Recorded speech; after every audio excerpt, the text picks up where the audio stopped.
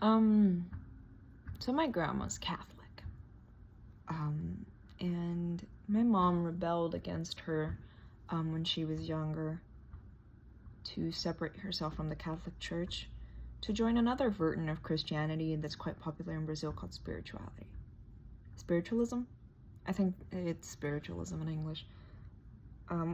Which, in my eyes as a kid, I looked at Catholicism and spiritualism, and I'm like, spiritualism is just Catholicism, but with the belief in the afterlife and reincarnation. That's it. I did not yet know how much I'd come to hate the idea of religion when I grew up. I feel that a lot of times people only use the guise of religion to add another useless label to themselves so they can place themselves above other people in society. Obviously, according to social identity theory, people are always trying to find groups, and a lot of the times these groups are religions. You know, when you're Jewish, you like have all these traditions and you have a community of Jewish people, and you have bar mitzvahs and bat mitzvahs, and when you're Christian, when you're Catholic, you have mass, and you have all these things that are like bringing people together so you can feel like you know something that you really don't. I think that the most philosophical people, you know, like the philosophers that we look at, are the most religious people because they actually think about it. Nietzsche said that man has created God. In Vespa Zarathustra, I think that's how you pronounce it, he says that humanity only created the idea of a God because they needed some goal, some ultimate figure of all the things they wanted to achieve. But in modern society, we have progressed past the need of a God, because what can God do that we can't, you know? And when I read that, it really got me thinking, because I felt like ever since I was small, I kind of had this feeling inside of me that no religions fully made sense, and that people just, a lot of the times they just accepted it so they can have an explanation, a textbook definition for what life is or what they're supposed to do with their lives, where they don't have to think about it. I think that a lot of the times that's useless. Of course, having all these views can help you think. It can give you a frame to live your life and to define your own ideals. But when you have the constraints of a church or a denomination or a label, you can't think outside of that. You have to accept that as gospel, literally, and nothing else beyond it. And I feel like that blocks us from questioning life's big questions and, you know, finding your own personal way. So going back to my grandma and my mom tried to raise me spiritualist. But ever since I was a kid, my grandma and my grandpa from my dad's side, they're preachers of spiritualism. So they got along very well with my mom in that regard. And they would show me these books about spiritualisms, and about mediumship, which is something that spiritualism is very strong in, strongly based upon. I know how to speak English, and I would see no sense in it. I would see it as ghost stories, because a lot of the times, you know, like, it seemed like something like, okay, why would I question this? Like, a lot of people say that they're mediums because they come from a family of mediums, and, you know, they can hear voices or they can see something in the corner of their eye a lot of the times. a lot of the times there are other explanations for that, but you know, like, why would I question it? Like, okay, sure, spirits are real, whatever. But when people take that to the point, like my grandma, that it's like, spirits aren't real, and I am not willing to accept that because the Bible doesn't say so. I feel like it's stupid, because, like, what if spirits are real? Are you going to let, like, what a random guy who, like, thousands of years ago, somebody made a story that this guy still believes in, with no critical thinking whatsoever, stop you from thinking ghosts are real? I'm sorry, the girls that I live with are super loud. But I always thought that was stupid. So I started researching a lot about religions when I was growing up, as kind of like, what should I believe in? Because I tried following this religion and it didn't work for me because this one little thing doesn't align and I don't think it makes sense. You know, I initially fit into spiritualism because I'm like, okay, sure, mediumship is real, you know, people can be clairvoyants, and I believe that, you know, you have past lives and, you know, like, reincarnations. But I didn't want to stick to this spiritualist textbook way of just thinking like, oh, you reincarnate after this amount of time, and this is what the afterlife is, and this is what you have to do to become a true spiritualist. That's when I dropped it.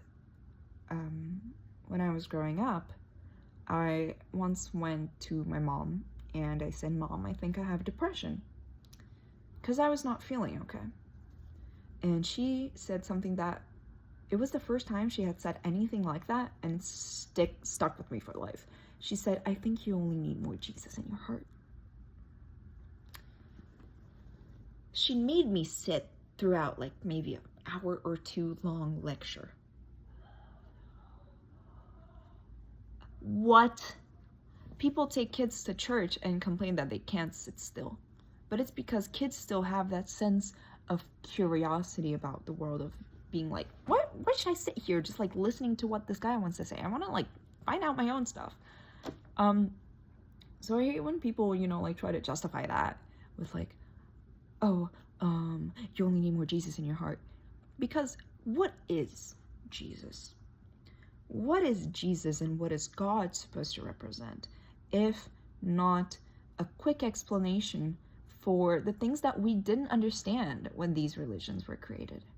But now we have the power to understand it a lot better than we did a bunch of time ago, obviously. And people still deny it.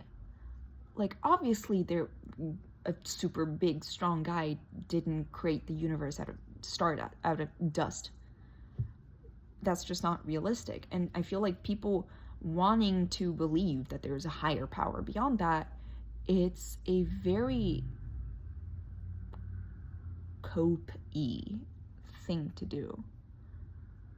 Obviously, I am one of these victims, because a lot of the times, say like I have a test tomorrow and I didn't study, of course I want to believe that there's something out there that's gonna help me. But this is the thing I learned a lot in Catholic school.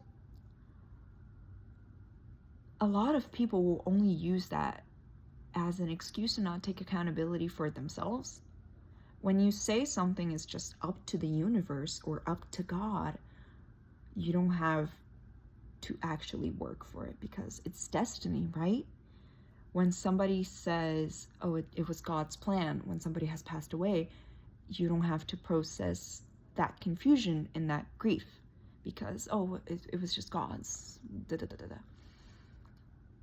And in Catholic school, I started in the school that I'm currently in also, I find that a lot of people only take religion as another label they can add into themselves, another group that they can identify as, and, you know, like, stay in this vacuum chamber where you don't have to critically think about anything.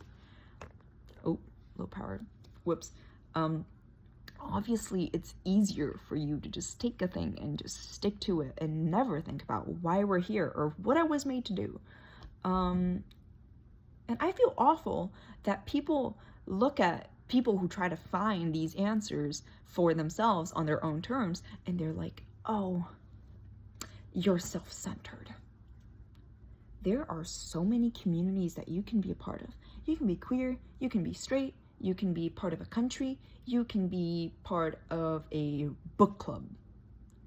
And I feel like these engage so much better with who you are as an individual, so much more than religion. Religion is just a glue of things that you're told and you're made to believe in. So you don't have to actually think about anything. These people, they say, oh, I'm Catholic, and I have a rosary, and I have a Bible. But what do you actually do with it? You read the Bible, but how does it matter if you don't think about what the Bible is saying and how it applies to your own life and what you can do about it?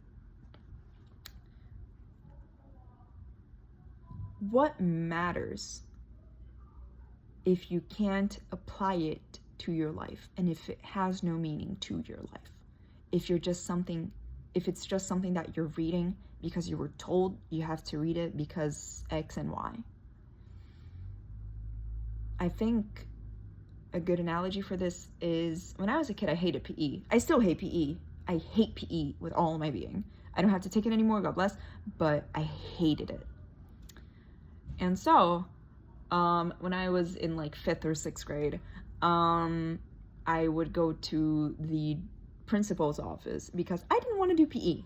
And when people would ask me why, I would be like, I don't think there's a use in it.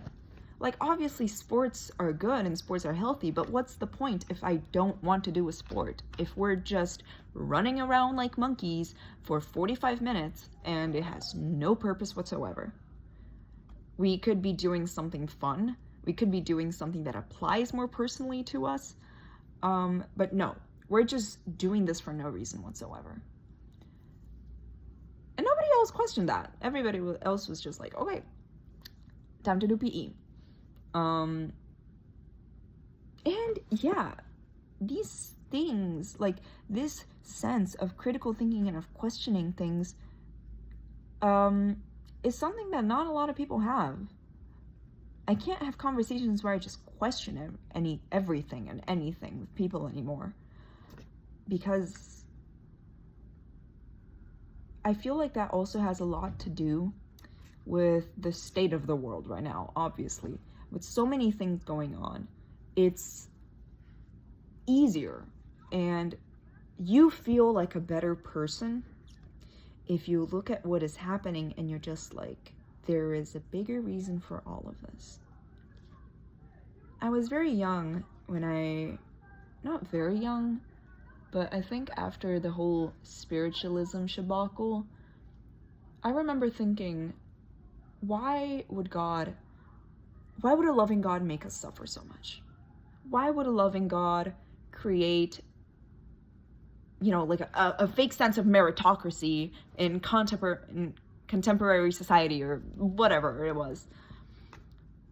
And yeah, I think it's selfish for you to use as religion as a excuse for you to not feel bad about things. Because if it's just God's plan, you don't have to fix it. If it's just God's plan, you don't have to feel bad about it.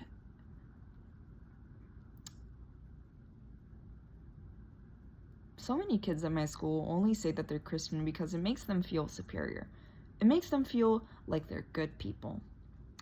And that's historic.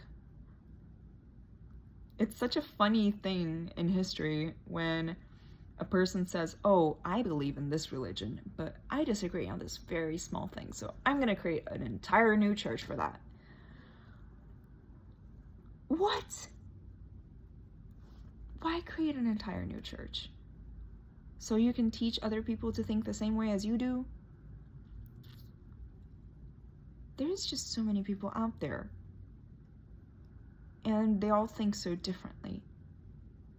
So why would you want to put yourself as better or smarter by not having constructive conversations with these people and just saying like, oh, by the way, this is how the world was created. Oh, by the way, this is what you're supposed to believe. Instead of actually, you know, like, oh, okay, I believe this. Yay! And we create these things historically and we tie them to iconography, and we tie them to stories, and we tie them to all these things. But in the end of the day, what differs the stories in the Bible from a fiction book? What differs the Bible and, I don't know, freaking, my phone's gonna fall. Freaking Fight Club. What differs them, in my eyes, is that one is much shorter, but mostly that people say that the Bible is real, and people say that the Fight Club is not. What if I wanted to create a church where I'm like, what happened in Fight Club is actually real. This really did happen. There really was a guy who thought he was another guy. What if I want to go out and scream at the top of my lungs that, I don't know, Marla Singer is real. She was a real person. If Jesus existed in our Lord's year 2025, you know what people would have told him? Like, girl, whatever. People would have told him that. If there's a random guy who says he's a prophet and says that he holds the supreme truth, and that there's this big guy who rules everything, and that he is his son, girl, they're sending him to the psych ward immediately. Jesus was a great guy. You know, like a lot of, it's his fan base, that's the issue. But, you know, like they start on these big ideas from a period of time where we did not have those answers. But why do we still stick to them when we have so many books, so many scholars, so many different sources of things to believe in?